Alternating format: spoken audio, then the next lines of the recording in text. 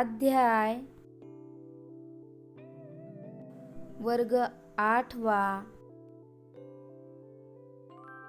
विषय विज्ञान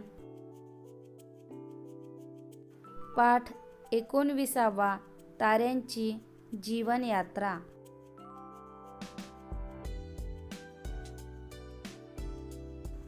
प्रश्न पहिला, शोधा म्हणजे सापडेल। आपल्या दीर्घिकेचे नाव मंदाकिनी हे आहे।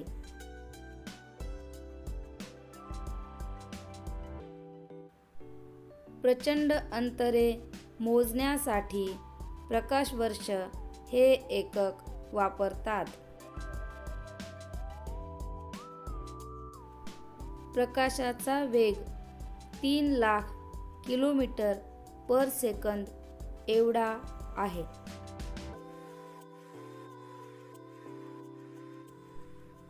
आपल्या आकाशगंगेत सुमारे 10⁻11 तारे आहेत।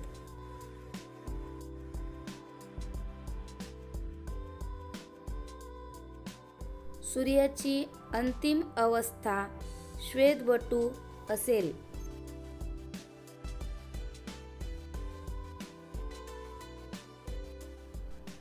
ताऱ्यांचा जन्म आंतरतारकीय मेघांपासून होतो।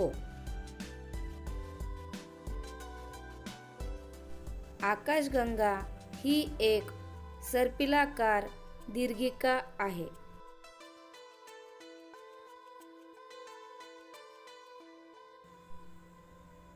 तारे हे तप्त वायूचे गोल असतात।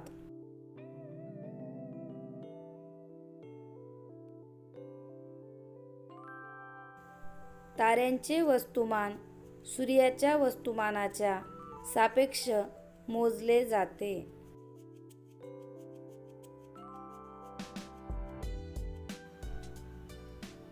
सूर्यापासून पृथ्वीपर्यंत प्रकाश येण्यास 8 मिनिटे एवढा वेळ लागतो, तर चंद्रापासून पृथ्वीपर्यंत प्रकाश येण्यास 1 सेकंद एवढा वेळ लागतो।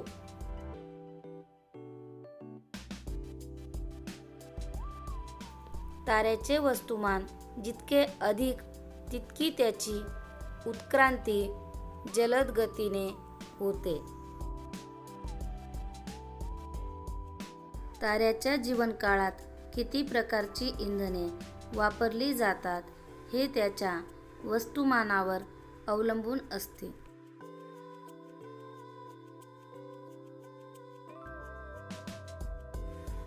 प्रश्न दुसरा, कोण खरे बोलतय? प्रकाशवर्ष हे एकक काल मोजण्यासाठी वापरतात। प्रकाशवर्ष हे एकक प्रकाशाचा वेग मोजण्यासाठी वापरतात, काल मोजण्यासाठी नाही, म्हणून हे विधान खोटे आहे।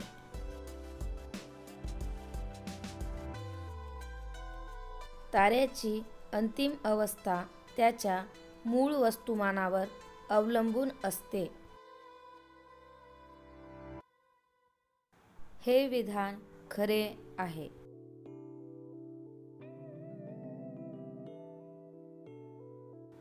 ताऱ्यातील गुरुत्वीय बल त्यातील इलेक्ट्रॉनच्या दाबाशी समतोल झाल्यास तारा न्यूट्रॉन तारा होतो। हे विधान खरे आहे।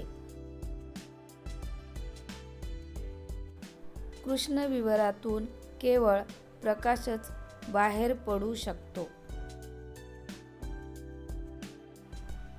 कृष्णविवरातून काहीच बाहेर पडू शकत नाही, अगदी प्रकाश देखील, म्हणून हे विधान खोटे आहे।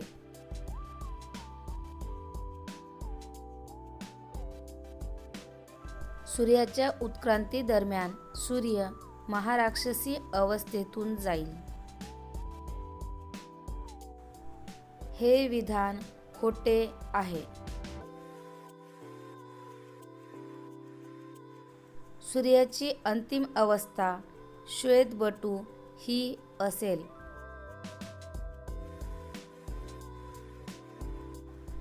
हे विधान खरे आहे.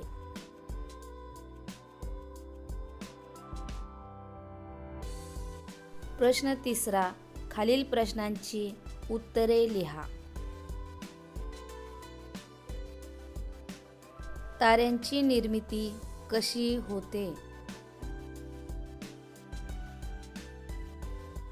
एखाद्या विक्षोभामुळे आंतरतारकीय मेघ अंकुचित होऊ लागतात. या अंकुचनामुळे त्यांची घनता वाढत जाते व तसेच त्यांचे तापमानही वाढू लागते व त्यामधून एक तप्त वायूचा गोल तयार होतो. त्याच्या केंद्रातील तापमान व घनता पुरेसे वाढल्यावर तेथे अणुऊर्जा निर्मिती सुरू होते. या ऊर्जा निर्मितीमुळे हा वायूचा गोल स्वयंप्रकाशित होतो. म्हणजेच या प्रक्रियेतून एक तारा निर्माण होतो किंवा एका ताऱ्याचा जन्म होतो.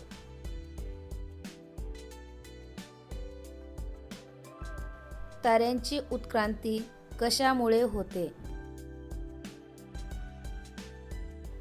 ताऱ्याची उत्क्रांती म्हणजे काळाप्रमाणे ताऱ्याच्या गुणधर्मात बदल होऊन त्याचे वेगवेगळ्या अवस्थांत रूपांतर होण्याची प्रक्रिया. ताऱ्याच्या जीवनातील अधिकांश काळात त्याची उत्क्रांती अतिशय संथ गतीने होत असते.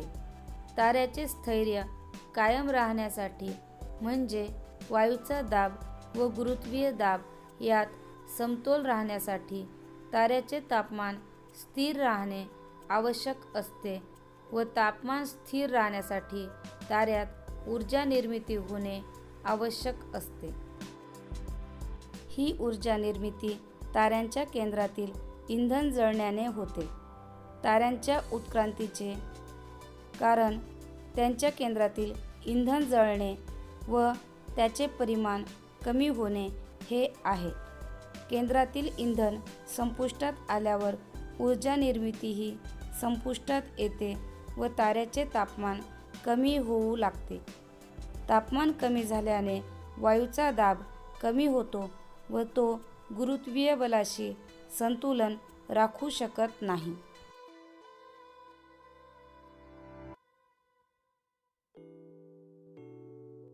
ताऱ्याच्या 3 अंतिम अवस्था कोणत्या? श्वेतबटू, न्यूट्रॉन तारा व कृष्णविवर या ताऱ्यांच्या 3 अंतिम अवस्था आहेत.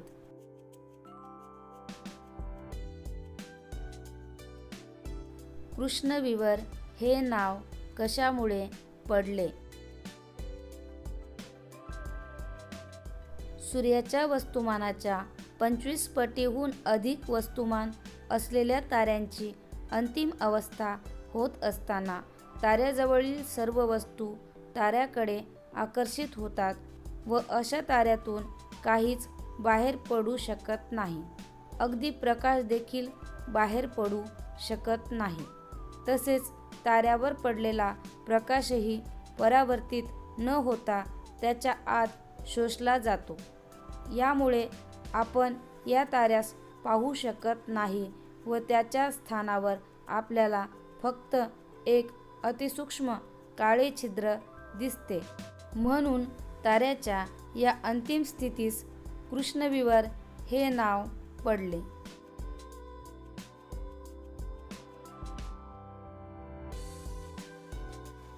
न्यूट्रॉन तारा ही कोणत्या प्रकारच्या ताऱ्यांची अंतिम स्थिती असते?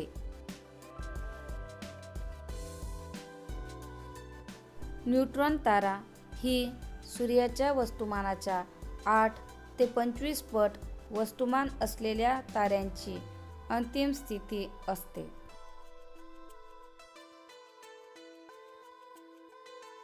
प्रश्न 4 अ.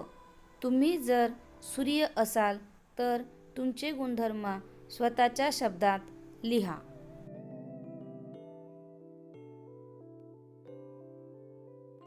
नमस्कार, मी सूर्य.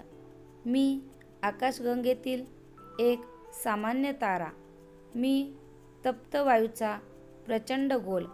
माझे वय 4.5 अब्ज वर्ष आहे. माझे वस्तुमान 2 × 10⁻³ किलोग्रॅम असून माझी त्रिज्या 6,95,700 किलोमीटर इतकी आहे. माझ्या पृष्ठभागावरील तापमान 5,800 केल्विन असून केंद्रातील तापमान 1.5 × 10⁻⁷ केल्विन इतके आहे. माझे वस्तुमान पृथ्वीच्या वस्तुमानाच्या सुमारे 3.3 लक्ष पट आहे व माझी त्रिज्या पृथ्वीच्या त्रिज्येच्या 100 पट आहे. माझ्यापासून प्रकाशाला पृथ्वीपर्यंत येण्यासाठी 8 मिनिटे लागतात.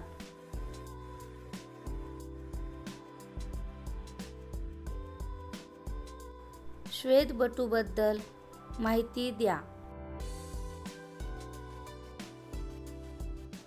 सूर्याच्या वस्तुमानाच्या 8 पटीहून कमी मूळ वस्तुमान असलेल्या ताऱ्यांची अंतिम अवस्था ही श्वेतबटू अवस्था असते. या अवस्थेत तारे श्वेत रंगाचे दिसतात व त्यांच्या लहान आकारामुळे ते श्वेतबटू म्हणून ओळखले जातात. श्वेतबटूचा आकार पृथ्वी इतका लहान असल्याने त्यांची घनता खूप जास्त असते. त्यातील 1 चमचा पदार्थाचे वजन सुमारे काही टन असेल.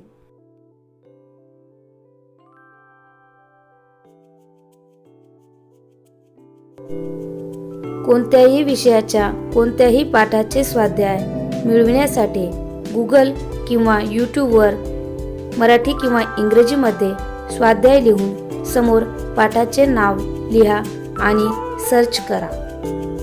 पुन्हा भेटूया नवीन स्वाध्यायासह. तोपर्यंत नमस्कार.